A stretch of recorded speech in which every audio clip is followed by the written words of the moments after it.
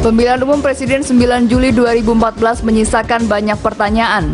Salah satunya soal hasil quick count atau hitung cepat perolehan suara masing-masing pasangan capres dan cawapres. Sejumlah lembaga survei menyatakan pasangan Joko Widodo Yusuf Kala unggul, namun beberapa survei menyatakan sebaliknya, yakni Prabowo Subianto Hatta Rajasa lebih unggul dari Jokowi JK. Terkait hal ini, pengamat politik dari Lembaga Ilmu Pengetahuan Indonesia Ikrar Nusa Bakti ikut sumbang suara. Ikrar mengatakan masyarakat sebenarnya tak usah dipusingkan dengan perbedaan ini untuk mengetahui lembaga survei mana yang kredibel atau bisa dipercaya. Para lembaga survei yang melakukan quick count itu bisa saja dipertemukan dalam satu tempat untuk melakukan debat publik hasil quick count mereka. Bisa pula dibuka di sini dari mana dana surveinya, metodologi dan pengambilan sampelnya bagaimana, secara akademik, acceptable atau tidak. Dengan cara ini diharapkan bisa diketahui lembaga survei mana yang kredibel. Satu hal lagi yang tak kalah penting kata Ikrar, yaitu melihat apakah lembaga survei itu terdaftar atau tidak di Komisi Pemilihan Umum KPU. Ini untuk pendidikan politik kepada masyarakat supaya tidak terombang-ambing.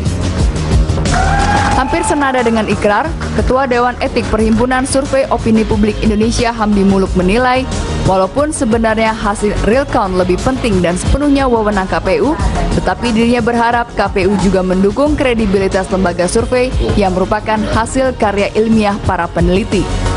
Menurut Hamdi, audit kepada lembaga survei tersebut bisa dilakukan secara independen. KPU bisa meminta para akademisi dari perguruan tinggi untuk mengaudit atau menggunakan lembaga independen.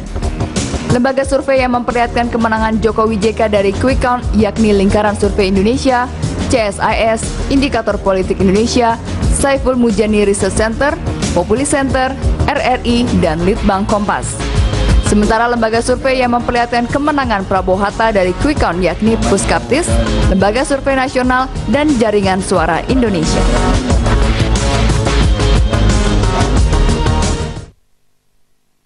Selamat malam pemirsa, apa kabar Anda? Senang sekali Anda masih bersama kami dalam Ada Apa Berita, dan saya Lulu Miati akan bersama Anda dan kita bicara mengenai menyoal kredibilitas lembaga survei. Mungkin hal ini yang menjadi perbincangan hangat setelah kemarin Anda sudah menyampaikan pilihan Anda dalam Pilpres.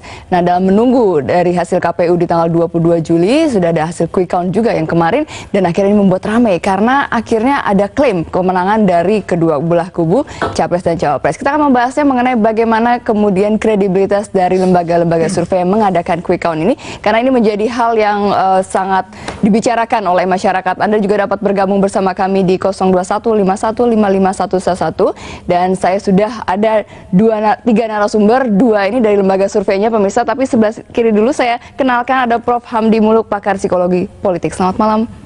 Terima kasih telah datang di JAK TV. Hari ini sebagai Dewan Etik dari Dewan Etik dari PSEPI ya. Lebih tepat ya, karena akan menjadi penengah. Nih seharusnya ada di tengah nih ya, Prof. Hamdi ya. Harusnya di tengah. Ditukar dulu, boleh ditukar dulu. Boleh, Prof. Ya, betul, kita tukar dulu. Iya, ditukar dulu karena akhirnya sebelah. Kalau mereka berantem nanti saya damai. Ada damainya ya. Oke. Jadi di sebelah saya sudah ada Mas Aji Alfarabi, peneliti dari Lingkaran Survei Indonesia. Selamat malam. Selamat malam. Terima kasih telah datang di JAK TV. Dan ada juga Pak Husin Yazid, Direktur Eksekutif dari Puskaptis. Selamat malam, Pak Husin. Terima kasih telah datang di JAK TV. Nah, ini mungkin yang menjadi pertanyaan, kadang kan kalau tadi juga dari hasil tayangan tadi kan mengatakan bahwa memang ada 4 lembaga survei yang mengatakan Prabowo Hatta ini unggul gitu ya, sedangkan lembaga survei yang lain yang lebih banyak mengatakan Jokowi JK. Mungkin sekarang Pak Husin dulu nih, karena banyak yang mengatakan ini jangan-jangan lembaga surveinya kredibel nggak sih, upload bayaran segala macam. Mungkin bisa dijelaskan, diklarifikasi lebih dulu Pak Husin. Kalau kredibilitas kita bisa melihat track record kita terakhir. Katakanlah kita ambilnya 1 sampai 2 tahun terakhir. Misalnya lembaga survei kita, untuk Jakarta, ada beberapa lembaga survei yang mengatakan Pak Jibowo menang 1 putaran ketika pilkada. Ketika pilkada. Tapi Puskaptis mengatakan 2 putaran, dan itu terbukti. Lalu waktu di Jawa Barat, beberapa lembaga survei juga mengatakan Dede Yusuf, termasuklah perguruan tinggi Unpar kalau nggak salah waktu itu mengatakan memang Dede Yusuf. Hasil survei dan quick count kita terbukti bahwa itu Ahmad Herawan. Begitu juga di Sumatera Utara dan di Sumsel kemarin. Sumsel katakanlah waktu di Pak Alex Nurdin. Pak Alex Nurdin, jadi ada 2 putaran Pak waktu kemarin. Putaran pertama memang Pak Alex Nurdin menang di angka 36, di nomor 2 itu Pak Herman Deru kalau nggak salah di 33, lalu dibawa ke MK merekomendasikan diulang. PSU dilakukanlah PSU itu pemilihan suara ulang di 5 wilayah di Kota Palembang, Kota Prabu Muli, Oku Timur, Oku Selatan, dan Oku Induk sendiri. Ketika kita lakukan quick count, benar bahwa di PSU itu Pak Alex Nurdin memang kalah di situ. Kalau kita menjumlahkan antara PSU dan non PSU. Yeah. Dan setelah kita jumlahkan Pak Alex Nurdin memang masih unggul di situ. Lalu dihitung di KPU sama, dibawa ke MK dan ternyata memang benar itu. Nah ini sekilas kita berbicara track record kan seperti itu. Nah lalu kita berbicara sekarang kalau berbicara kredibilitas itu kan bukan kita yang ngomong kan, ya kan. Satu masyarakat, lalu kedua mungkin ada juri sekarang kan, Pak Hamdi Muluk, seperti itu. Nah lalu kita berbicara sekarang di tema yang kemarin quick count yang sangat hingar-bingar, yang sangat menjadi fenomenal sekarang. Walaupun memang sudah dikatakan oleh tokoh-tokoh masyarakat termasuk Pak Hamdi Muluk, lalu akademisi, LIPI, dan terakhir memang kemarin kita lihat bahwa Pak SBY sudah memanggil kedua calon ini untuk menenangkan tim sukses, pendukung, dan lain sebagainya, sehingga ini tetap kondusif. Dan apa yang kita lihat memang kondusif hari ini kan. Nah, kembali ke hasil survei kita, sebenarnya kita sudah melakukan quick count ini didasarkan teori ilmiah dan dasar-dasar survei yang berlaku. Metodologi apa yang digunakan? Metodologi kita multi-state random sampling. Lalu kita menggunakan tingkat margin error kita 1 sampai 1,02%, 1,02%. 1,02% untuk tingkat keyakinan 95%. Lalu mengambil data 1250, menyebar secara proporsional itu di 33 provinsi, lalu sampel kabupaten kota menyebar secara random itu di 135 sampai 150 kabupaten kota. Nah, tapi kita mengambil titik-titik sampel ini sudah didasarkan kita memang menemukan data-data sebelumnya kita melakukan survei tracking survei sampai seminggu sekali. Jadi sebarannya sudah terlihat. Jadi kita itu tidak mengambil kantong-kantong yang dimana Jokowi unggul atau Prabowo yang unggul, tidak. Jadi kita sebarannya merata. Tapi ada kemungkinan misalnya kantong-kantong yang diambil memang ternyata misalnya kantongnya Prabowo Hatta gitu. Tidak, memang sudah kita lihat karena kita sudah melihat proporsional antara kantongnya dari karena Jokowi dari JK survei dan pun Prabowo memang Hatta. terlihat persaingan ketat elektabilitas dari dua pasangan ini. Jaraknya antara 1 sampai 2%. Itu selalu kita temukan seperti itu. Dan memang kita sudah memprediksi potensi hasil di akhir pun nanti memang sangat-sangat tipis dan kemarin memang sangat terbukti. Nah, artinya dari apa yang kita lakukan didasarkan teori ilmiah, kami bisa mempertanggungjawabkan hasil itu. Oke. Jadi memang berani untuk mempertanggungjawabkan hasil dari quick count itu ya? Harus dipertanggungjawabkan karena ini publik sudah mengetahui. Gitu. Oke, saya ke Pak Aji nih. Pak Aji, kan hasilnya berbeda. Kalau tadi Puskaptis Jokowi JK 47,95 dengan Prabowo Hatta 52,05, betul ya? Betul. Ya, sedangkan kalau dari lingkaran survei Indonesia ini Prabowo Hatta 46,7% dan Jokowi JK 53,3%. Terbalik jadinya. Ini menarik sekali. Kenapa bisa terjadi? Apakah metodenya berbeda kalau dari LSI sendiri menggunakan metode seperti apa dan bagaimana? Yang pertama kalau lihat penjelasan dari Pak Husin ya soal metode yang digunakan sebetulnya sama ya, multi stage random sampling ya. Kalau metode yang sama harusnya memang hasilnya sama ya. Tapi sebelum masuk ke situ saya ingin membuat perbedaan ya atau membedakan antara survei dan quick count ya. Kalau survei memang persepsi ya. Kita menanyakan apakah jika pemilu dilaksanakan hari ini siapa yang Bapak Ibu pilih. Jadi ada kemungkinan berbeda. Jadi perbedaan itu karena pertama dari sisi mungkin waktu pengambilan datanya berbeda atau yang kedua metodenya berbeda. Jadi misalnya dulu tahun 2009 kita tahu bahwa ada lembaga survei yang menyatakan bahwa Pilpres akan 2 putaran.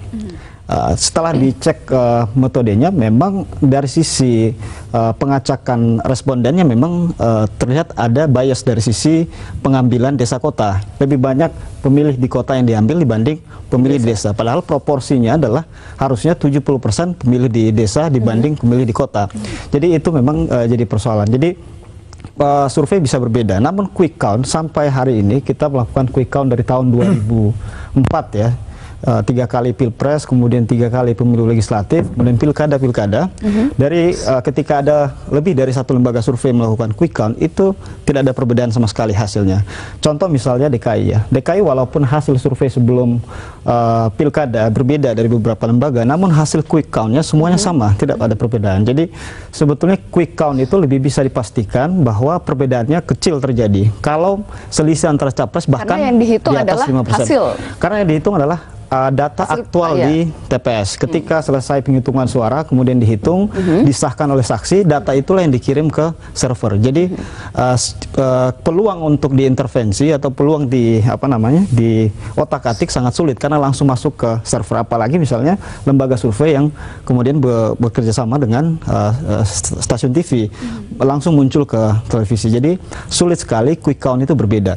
Kalau kita lihat sekarang, dengan selisih dari beberapa lembaga survei bahwa selisih antara Prabowo dan Jokowi kurang lebih plus minus 5% ya. Itu artinya bahwa peluang perbedaan antar lembaga survei itu tidak mungkin terjadi kecuali selisihnya di bawah 1% antara kedua capres.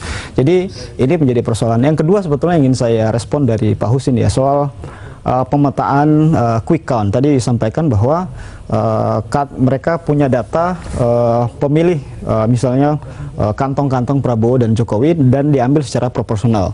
Sebetulnya dalam pembuatan kerangka sampel ya atau kerangka sampel quick count yang kita tidak pernah menghitung di mana basisnya Jokowi, di mana basisnya Prabowo. Karena yang dihitung adalah klaster yang sampai ke tingkat desa. Jadi ketika misalnya kita mengambil 2.000 sampel ya, sebenarnya 2.000 sampel itu sudah mengalami oversampling. Karena biasanya hanya 200 sampai 300 sampel saja itu cukup untuk bisa membaca perolehan secara nasional. Namun karena kita mengantisipasi terjadinya bias, kemudian terjadinya kekurangan dari sisi data, kita melakukan oversampling sampai 2.000 TPS. Dengan 2.000 TPS ini kemudian diklaster per provinsi. Jadi misalnya Jawa Barat, proporsi pemilihnya adalah 18% dari total pemilih nasional. Harusnya sampel di Jawa Barat juga kurang lebih 18%. Jadi kalau kita membuka data, takutnya ada perbedaan hasil ini, bisa saja bahwa kesalahan terjadi di tingkat proporsi data. Jadi misalnya Jawa Barat yang harusnya proporsi 18%, tapi mungkin saja ya pengambilannya lebih dari itu, Bak.